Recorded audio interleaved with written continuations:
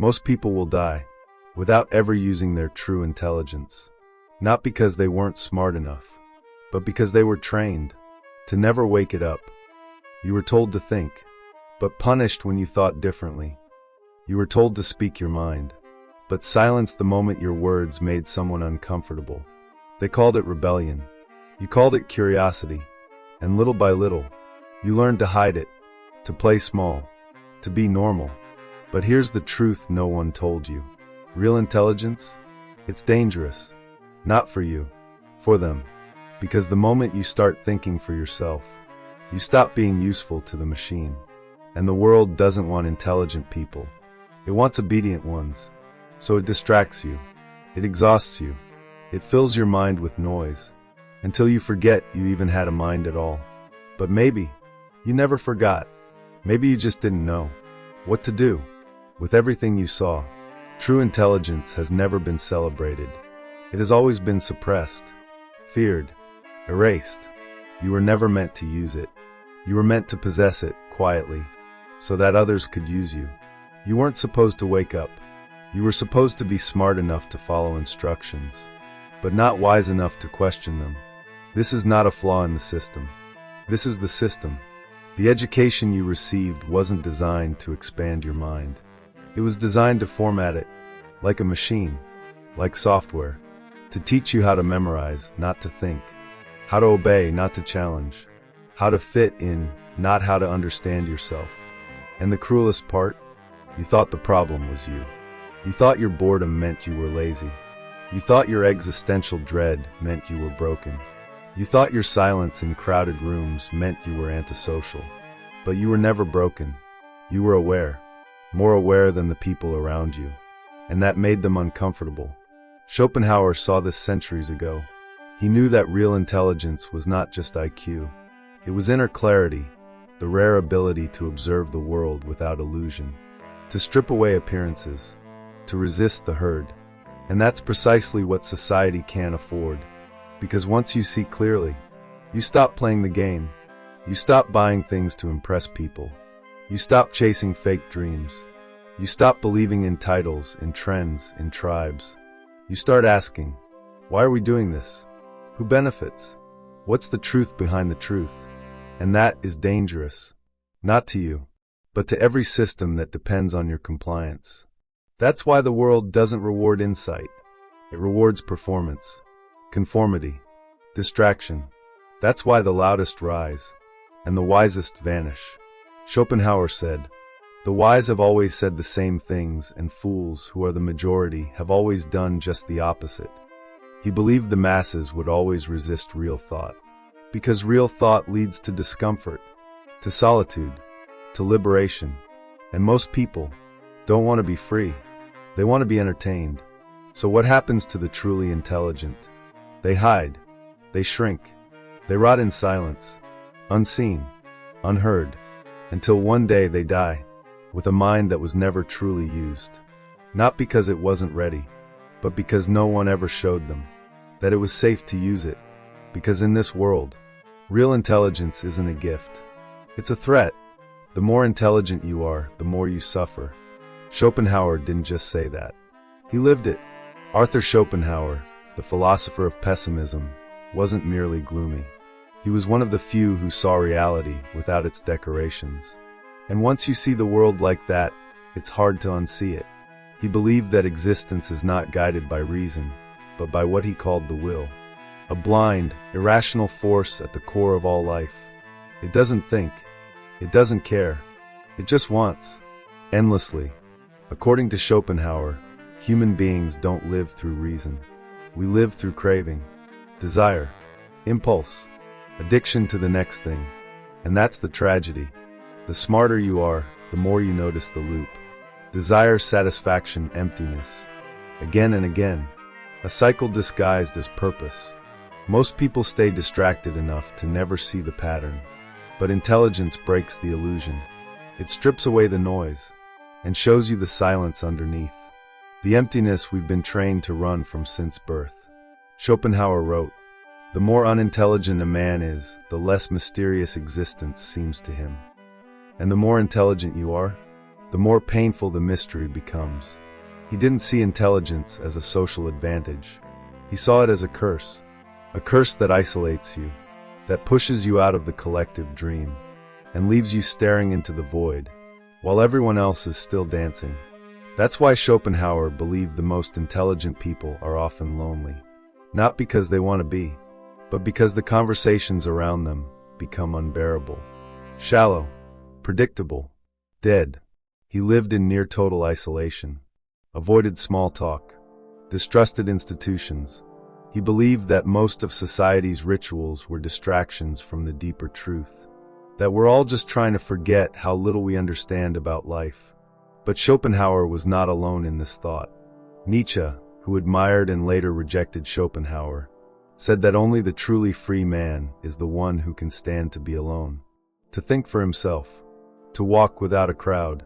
Blaise Pascal, centuries earlier, wrote, "All of humanity's problems stem from man's inability to sit quietly in a room alone." Even Socrates, long before, was sentenced to death for making people think, for questioning the myth, for disturbing the dream. And this is the pattern. History doesn't reward deep thinkers while they're alive. It fears them, silences them, exiles them, because real intelligence is dangerous. Not because it's violent, but because it sees too clearly. It doesn't bow to propaganda. It questions tradition. It laughs at mass delusions. And that's why Schopenhauer's work was mostly ignored in his time. Too dark, too radical, too honest. He believed that most people live in what he called the veil of Maya, an illusion that covers the world in comforting lies. Take off that veil, and you see reality. But the price is pain. Pain that turns into clarity. Clarity that turns into solitude. And solitude that slowly becomes freedom. Because to see the truth is to step outside the script. And once you step outside, you can never go back. You weren't born to be a machine, but you were trained to become one. From your first breath, the world began shaping you. Not into who you are, but into who they needed you to be. Your brain, this infinite engine of perception and possibility, was never built for obedience. It was built for wonder, for imagination, for truth. But that's not what the system rewards. It rewards predictability, compliance, repetition. Modern neuroscience confirms what philosophers like Schopenhauer sensed long ago. Most people don't really think. They simulate thinking. They replay mental recordings, thoughts, beliefs, reflexes, installed not by reason but by repetition. In cognitive science, it's called automaticity. Your brain, in a quest to conserve energy, forms shortcuts. It automates behaviors, reactions, even emotions, so that you don't have to think. It's efficient, but it's also terrifying, because it means you can live your entire life on autopilot. Studies show over 90% of our thoughts today are just echoes of yesterday, mental reruns, recycled noise. Real intelligence doesn't recycle. It ruptures. It questions. It breaks the loop. But questioning comes at a cost, because your brain wasn't wired for truth. It was wired for survival. And in the tribal circuits of your mind, survival meant belonging. Stepping out of line meant isolation. And isolation once meant death. So your biology made a deal. Don't think too differently. Don't speak too loudly. Don't see too much. Your nervous system rewards conformity. It punishes dissent. When you feel misunderstood, when your ideas are rejected, your brain lights up in the same regions as physical pain. The amygdala, the fear center, interprets social rejection as a threat to existence. So we conform.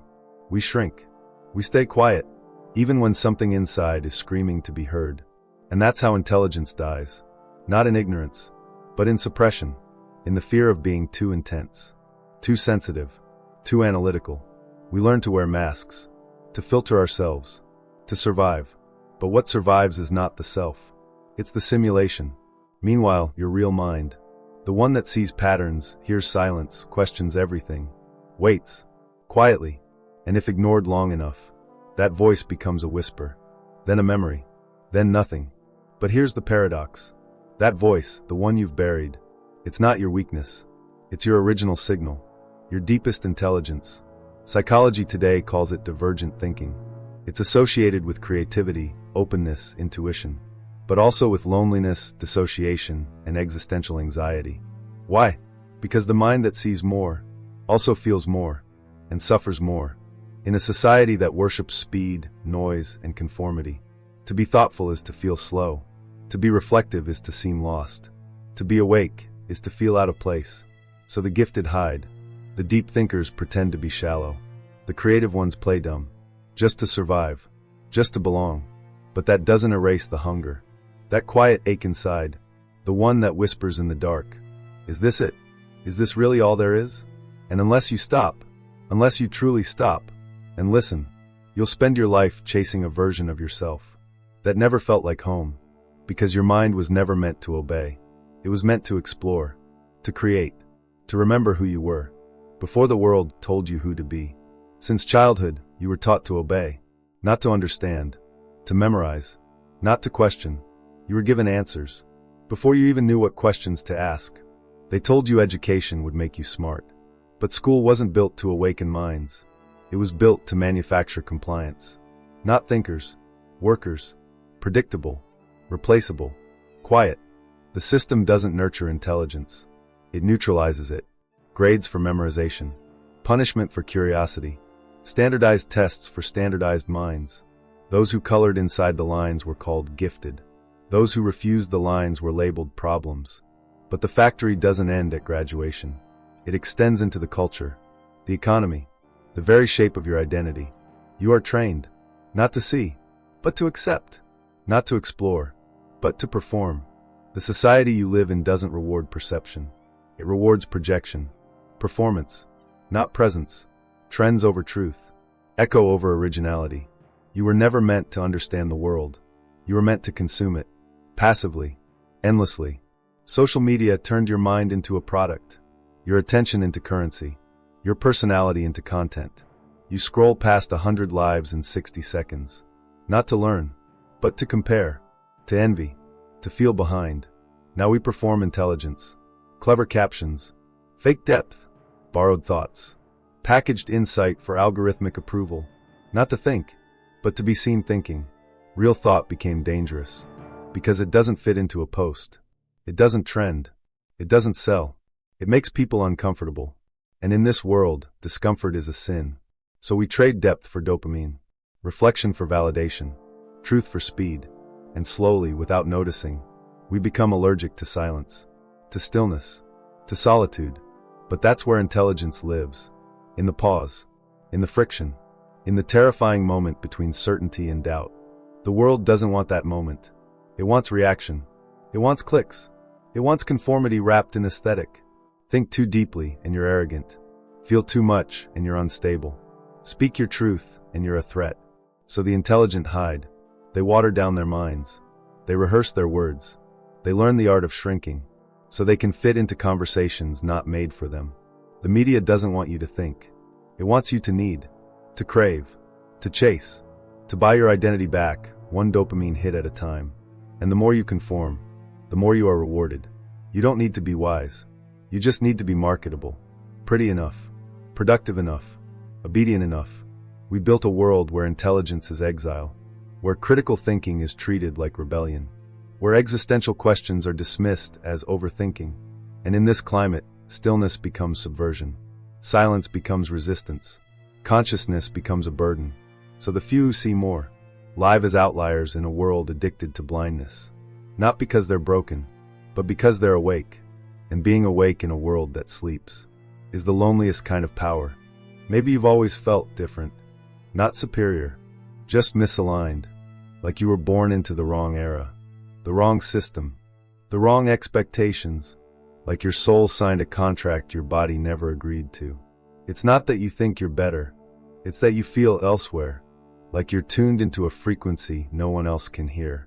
You walk through the world, but it feels like you're watching it from behind glass, like everyone got the script, and you're just improvising your lines. You ask questions that ruin dinner conversations. You see patterns in people that they don't even see in themselves. You hear the lie behind the smile, the pain behind the performance, the truth between the lines. And yet, you stay silent, because every time you tried to speak that truth, it was too intense, too much, too heavy. There's a loneliness that comes with awareness, Not the loneliness of being alone, but the loneliness of seeing what others refuse to see. You've probably asked yourself, am I broken? Why does everything feel so fake? Why do I feel like I'm living in a world that's not mine? You look around, and everyone seems fine. Smiling, scrolling, busy, plugged in, certain. But you're not. You're restless, unsettled, haunted by a question you can't unask. Because once you notice the cracks, you can't unsee them. And once you taste something deeper, even for a moment, the shallow becomes unbearable. You've tried to numb it, to fit in, to shrink, to play the role. But there's something inside you that refuses. A voice, quiet but constant, that whispers, this isn't it. That depth inside you, it makes you a stranger, a glitch in the program, a mirror people avoid, because it reflects what they've buried. You've become fluent in pretending, mastered the art of small talk, learned how to wear a mask so well, that sometimes even you forget it's a mask. But late at night, when everything is quiet, and there's no one left to perform for, the real questions return. Who am I? What am I doing here? Why does everything feel hollow? You're not crazy. You're not failing. You're not weak. Maybe you're just waking up. And waking up in a world built on illusions? That's not poetic. It's painful, confusing, isolating. But it's also the beginning. Because once you see through the game, you don't play by the same rules anymore. You stop chasing applause. You start seeking alignment. You stop performing. You start becoming.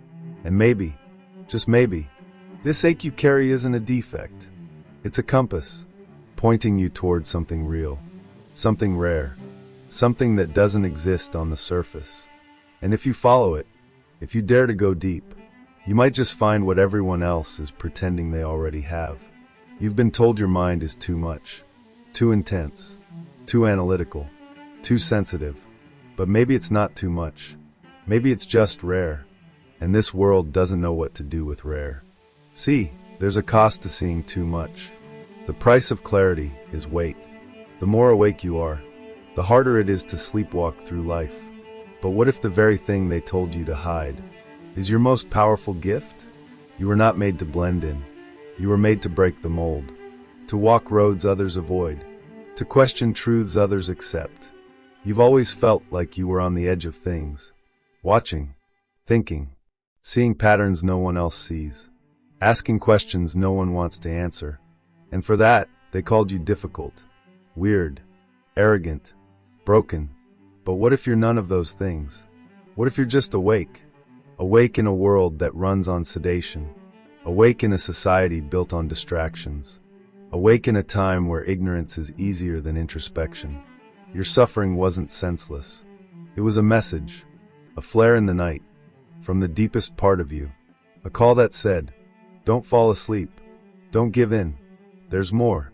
It wasn't your weakness that made life hard. It was your awareness. You noticed what others didn't. You felt what others suppressed. You resisted what others obeyed. And yes, it made you lonely. Yes, it made you question everything. But that's the path of the awake. A mind that aches not because it's broken, but because it sees. See, Schopenhauer believed that consciousness is pain. That the more you think, the more you suffer. Because you begin to see the emptiness behind society's noise. The illusion of meaning. The hollowness of goals that were never yours. But here's the part Schopenhauer never lived to see. The awakening of the few. The rise of minds like yours. Minds that don't retreat from truth, but build with it. He didn't have access to what you have today. He didn't have the tools, the voices, the science, the freedom. He didn't have this moment. You do.